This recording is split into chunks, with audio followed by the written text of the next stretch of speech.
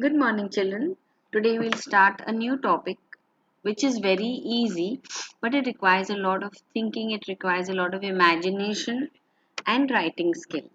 Because in this story, this topic is just like your essay writing. Only thing is, you are the one who is going to develop a story in this. Yeah. So, how you essay writing, you write by yourself. Correct. So here you have to write the story by yourself. You will not be given a story outline or anything.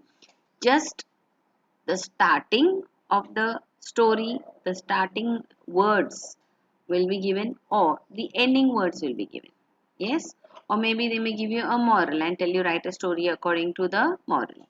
So that's the way you will develop a story. Now let's read.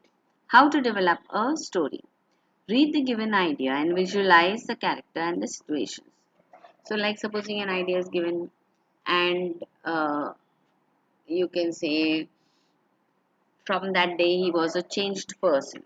Okay, so this now, when you read this itself, you will understand this is the ending or the last words of the whole story. Clear? There should be nothing more after this because these are the last words of the story. So that means you have to write a story or think of a story in such a way where someone had maybe some bad habits, maybe of telling lies, maybe of robbing, maybe of being lazy. Yes? And then how some incident happened in their life and then they changed. Okay, so then you end it by saying, and from that day he was a changed person. Okay, the second point, understand the feelings it evokes. That is, it could be anger, hatred, love, generosity, surprise, grief, kindness, fear, joy, etc. Decides the character. So when you're thinking of the story, think what sort of a story it is. Like if it's a story where there is uh, maybe poverty, so there will be sadness in the story. Okay, or depends on what sort of, if there's a feeling of revenge, so there will be hatred in that or anger in that. Okay. Okay, so now decide the character. So you will decide how many people are going to be in your story, who is going to be the main character. So what the characters are going to do also you have to imagine. Divide the story into three parts: the beginning, middle and the end. So when you are thinking of the story, just like your essay, you have your introduction, then you have the middle, that is the main part of the story, and then you have your ending. Introduce the characters and the setting, keeping the introduction short. So when you're introducing, because everyone doesn't know who you are talking about or who the story is about, so you will give a short introduction about them, but see that it's not very long. Build up the middle and the plot and make the characters alive by making evident their personalities, thoughts, actions, speech, etc. So that means in the middle part of the story, you should have the main idea, the main story which you want to tell, and your characters, the person who are talking or in the story, you should make their personalities, their characteristics, their qualities evident. Like maybe you're talking of someone who is a liar, so how he is telling the lies, how he believes, and he falls into trouble because of his lies. Correct.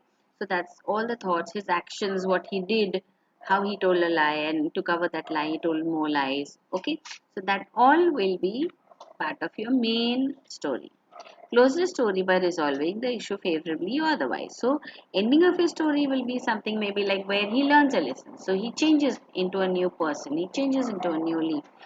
He becomes a good person now. So, because he has learned a lesson, so he's not going to do any of his continue with his bad habits. He is going to be a changed person. Use dialogues at appropriate junctures. Like so, whenever needed, whenever you can add a dialogue, that is direct speech. Use short, simple sentences with interrogative, exclamative, assertive, and negative sentences. Use phrases, idioms, and proverbs if possible. So, what they are trying to basically tell you is your story will be very boring if you're just going to go on narrating it in a simple manner.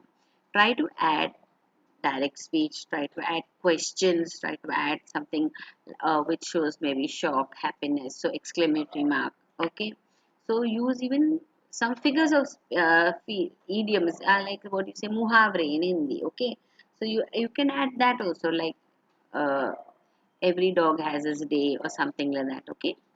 Begin the story with an appropriate title and if possible a moral at the end. Now this moral part is not important. Okay. This moral you can omit unless and until they are telling you, only then you will write the moral. But the heading is very, very important, your title. Because if you do not write the title directly, you are going to lose marks. Okay. So now let's see the first model that I've given you. Develop a story on the basis of the lines given below. Now you can see since it's starting with dot dot and he had learnt a lesson from his son means this should be the last line of your story. There should be no other line or no other word after this also. Okay. Now answer. What did I do first? Gave it a heading, gave it a title, a valuable lesson. Now I'll read it for you. You will understand how I did the ending. Ajay was a carpenter who lived in a small village. His father, Raju, lived with him. Raju was very old and weak. Ajay did not look after his father well. Here, father, you will be given only this much rice. And don't ask for more, he would say, giving him food in a small earthen plate, earthen made of mud. Ashok, Ajay's son, watched the scene every day. He felt sorry for his grandpa. He did not like how his father behaved with his grandfather. One day Ajay brought lunch for Raju as usual, but poor Raju was so weak that he could hardly hold the plate. As he tried to take the first morsel means the first bite, the plate fell down and smashed to pieces. Ajay was furious. See, now I use direct speech. Okay, this should be capital. I don't know. This should be capital. Okay, why can't you hold the plate properly? He roared at his father. You've broken the plate and wasted the rice. Now stay hungry. He continued scolding his father for a long time. In the meantime, Ashok quietly went into his father's room and got out his father's tools. He used a piece of wood and immediately he took a piece of wood and immediately set about to make a plate out of it. Ajay saw him and was surprised. See, again I'm using direct speech. So not everything is not in direct speech. See, what are you doing, Ashok? He asked. Oh, father, Ashok replied. I realize that you too will get old like grandpa. I will then start giving you rice in a small earthen plate. If it breaks, I too will have to scold you, isn't it? So I'm making a wooden plate for you. It won't break so easily, and then I won't have to scold you, and you won't have to feel so bad as Grandpa is feeling today. So indirectly, the child made the father realize that by scolding his father, by not giving him proper food or enough food, he was not doing the right thing. Ajay was dumbfounded means shocked. With tears in his eyes, he fell at his father's feet, asking for forgiveness. He had learnt a lesson from his son. See, this is the last line. There is not even a single word after this. This is exactly the way it should be. Clear? So, as you see, the ending is very short and it's coming to some sort of a conclusion. Okay. Now, let's see the second model. Now, write a story beginning with the sentence and give a suitable title. Now, if you see, this is a little different because this is the first line. The previous story was the last line. So no matter what it is, after you give your title, your story should start with this. This shouldn't be anywhere in between. It should be the first line of your story. Clear? See, the door opened. A midnight adventure. The door opened. I saw a shadow. The light in the corridor outside the door outlined the figure dressed like some dark hero. It looked like a ghost. My heart stopped beating for a second. But there's nothing to fear, I thought. The figure seemed to be friendly. You are right, said the figure in the doorway. I'm your friend. My name is Casper, and I've come to teach you all the mathematics formula which you seem to have forgotten. At this time of the night, I asked. The wall clock at the doorway showed that it was 5 minutes past 2. Why not? Asked Caspar. See, interrogative sentence. Yes, exclamatory is also there. Interrogative is there. Direct speech, indirect. Everything is there. Now is as good a time as any. And then Casper and I sat down together revising the formulas.